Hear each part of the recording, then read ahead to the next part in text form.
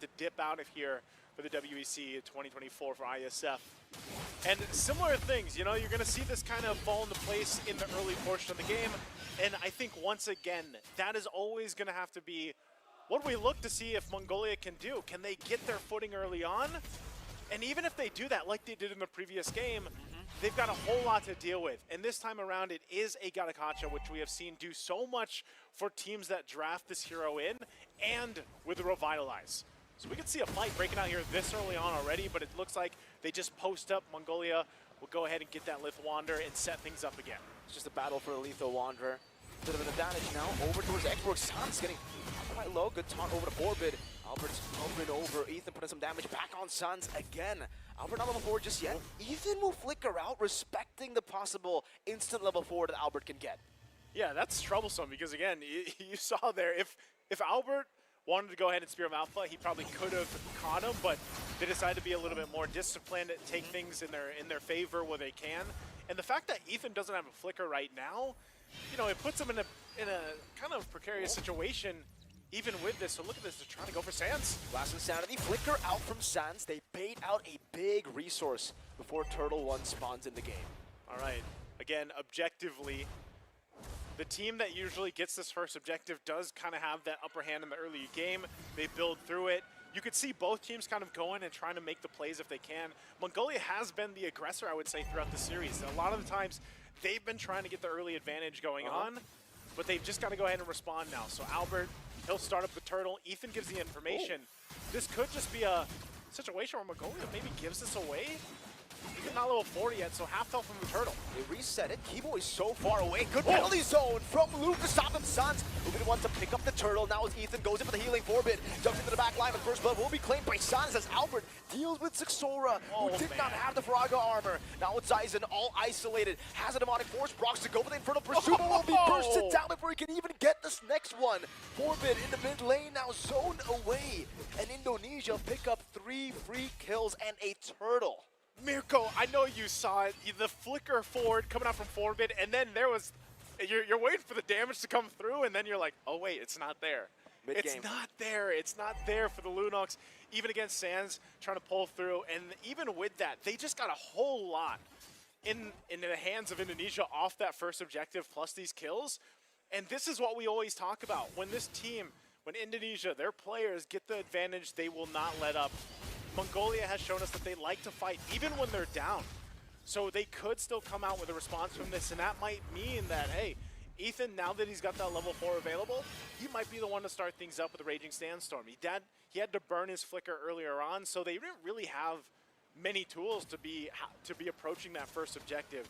And once again, it's all about scaling. They're scaling. Exactly. We already got a preview of the damage. It's not there right now.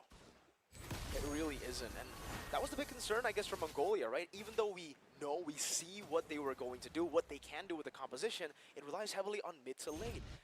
Luke, penalty zone in the bottom lane, unable to connect onto Aizen. Good spacing there.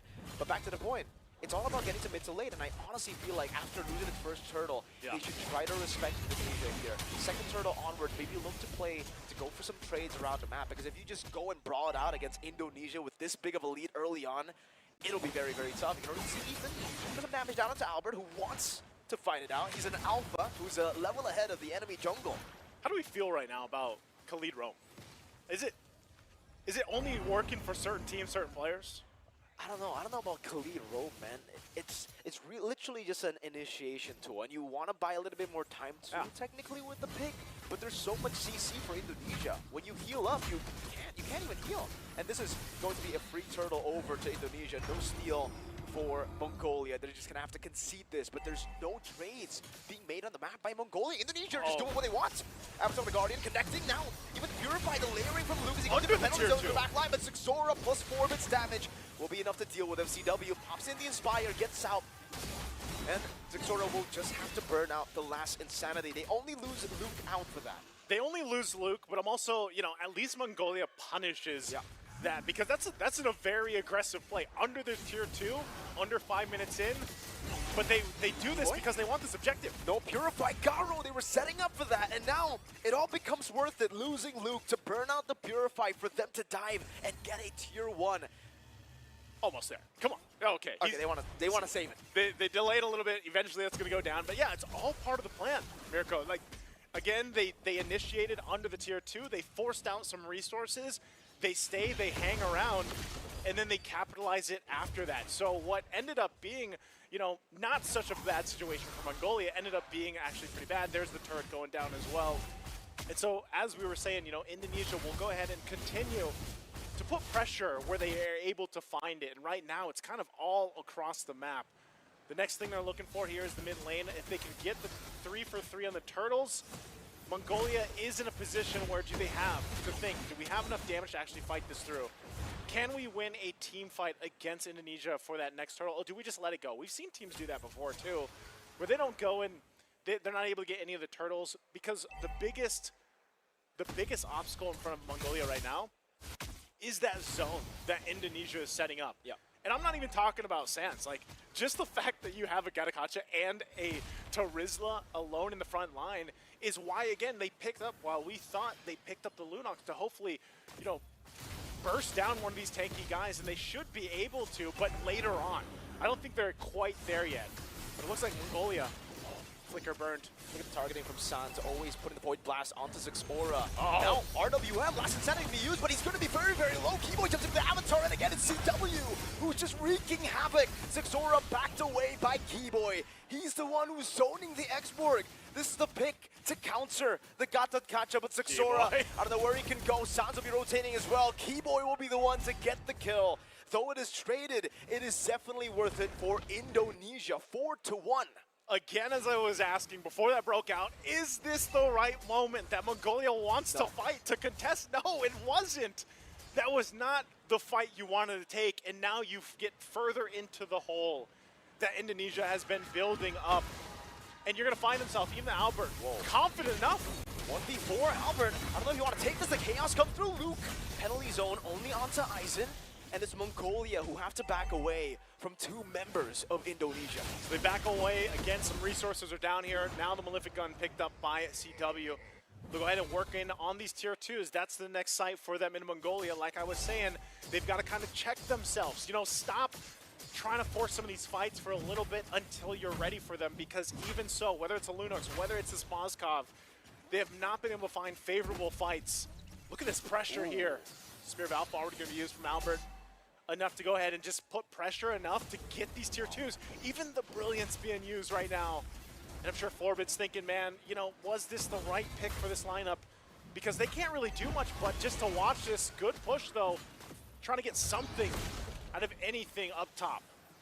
I don't know, though. They're going to get a tier 1, but I think for Indonesia, they're very happy trading the tier 1 for 2 tier 2s. Shields popped as well. Shields popped. Holy defenses already down for Mongolia. Luckily for them, I would still say they have pretty good wave clear. RWM to chunk them away, to try to zone them away, to try to take this turret without utilizing great raging sandstorm from Ethan, but it gets bursted down. CW starting to kite away now. Last Insanity gets used up. Luke uses the penalty zone to kite away, and they have been able to do it. Great kite back from Indonesia. 2 of the frontliners down, and it's in the perfect time for the Lord to spawn in the game. Mirko, if they weren't down to 7,000 gold, that could have been different for Mongolia. It was probably the best initiation they could hope for after Indonesia started it, but they're just outgunned right now in terms of the items and economy. So that's an objective secured, a Lord secured for Indonesia. And if only Mongolia had a little more firepower in the exchange, they probably could have gotten a couple kills out of it. But like you mentioned, great kite back and just disengage from that fight, from that setup. You know, Ethan couldn't have hoped for a better Raging Sandstorm in that situation, but now they have to go and prep up. Can they defend this? We're under the 10-minute mark. The shields are already down. They were worked on earlier. Here's the Lord in the mid lane. Let's see how to utilize it. Lord in the mid lane going to be able to charge into the base. CW getting rid of the holy defense up top, as that's going to be a Spear of Alpha over to Zixora, taking the Faraga armor away. Also an RWM, interestingly, already used up. CW unable to get the turret in the mid lane, but it is already very, very low. The look towards the second empowered waves to try to get this turret down. Again, for Mongolia, they have pretty good wave clip. Penalty zone. Luke catching Ethan. Now the Avatar of the Guardian. They all just crash down onto Mongolia. It's still a lot of damage placed down. That's a shutdown. CW taking out, but look at Albert on this Alpha, who's an absolute monster at this point. A snowballing Spear of Alpha. As he goes in, Zixora, even with the Faraga armor, will not be able to survive. Sounds of the poke, still trying to zone Garo away. 2 more base turrets to deal with. 2 base turrets left. They got a couple waves pushing in. 4 members right now. Indonesia, Luke picking up a Winter's Crown. They could possibly still look to push this in. They're going to have to clear the waves out. Rest of the members from Mongolia do come up, so right now they hold on into this game at number 2. They don't want to get swept here, making Indonesia work for this win.